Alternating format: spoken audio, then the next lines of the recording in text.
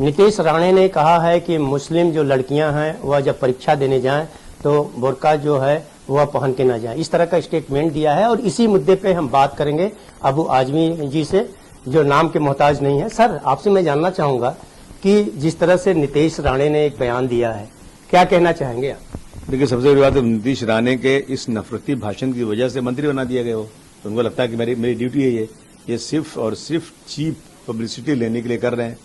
मैं क्या, कोई मुस्लिम लड़की अगर बुर्का पहनती है तो नीतीश राणे के बोलने पे कभी बुर्का उतार के नहीं जाएगी, वो 100% बुर्का पहन के जाएगी।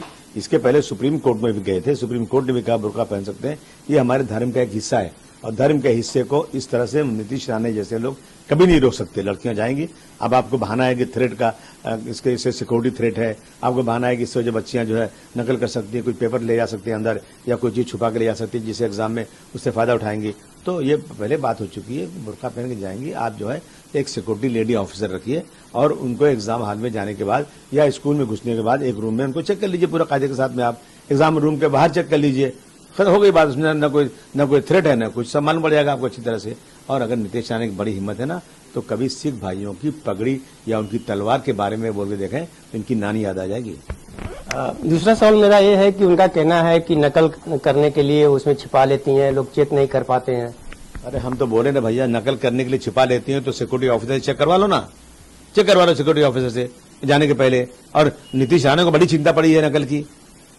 ये सिर्फ और सिर्फ ओछी, चीप, थर्ड क्लास पब्लिसिटी के लिए ये सब किया जा रहा है और कुछ नहीं। आपसे मैं ये जानना चाहूंगा कि इसके पहले देखा जाए चेंबूर के एक स्कूल में भी इस तरह की बातें आई थी, लेकिन कोर्ट में मामला गया और वहां पर जो है उसके फेवर में आया बुर्के के। जी हाँ, बिल्कुल बुर्के के फेवर में आया। और बुर्का पहनना मुसलमानों के लिए लाजिम है। जो लोग धर्म को मानते हैं, जो नहीं मानते नहीं पहनते हैं, उसमें कौन जिद कर रहा है। और जो है लड़कियां जहां लेडीज पढ़ती हैं, कोई एजुकेशन नहीं है, वहां लड़कियां बुर्का उतार देंगी, वहां कोई फर्क नहीं पड़ता है। भारतीय जनता पार्टी हो या और पार्टी हो, इस तरह की स्टेटमेंट जो दिए जाते हैं, आप इसे किस नजरिए से देखते हैं? अलगाववादी, नफरत के पुजारी, देश को बांटने वाले और सस्ती ओछी राजनीति लेकर के देश को बर्बादी के कगार पर खड़ा कर दिया। 90 करोड़ लोगों को राशन मिलता है, देश बहुत तरक्की कर रहा है, परंतु 90 करोड़ लोगों को 5 किलो राशन नहीं मिलेगा तो खा नहीं सकते। आज इकोनॉमिक हालत देश की बर्बाद होती जा रही है, क्राइम बढ़ता जा रहा है, लोगों के आंसू नहीं पहुंच रहे हैं, नौकरियां नहीं मिल रही हैं। उसके बाद आप जो है ऐसी चीजें ला करके सिर्फ और सिर्फ मुसलमानों के कंधे पर बंदूक रख करके आप राजनीति कर रहे हो। मैं समझता हूं कि देश को बर्बादी वाला काम है ये।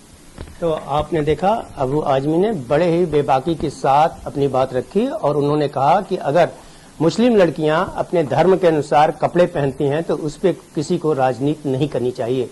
ऑन टीवी न्यूज के लिए कैमरामैन बाला के साथ हरीश तिवारी।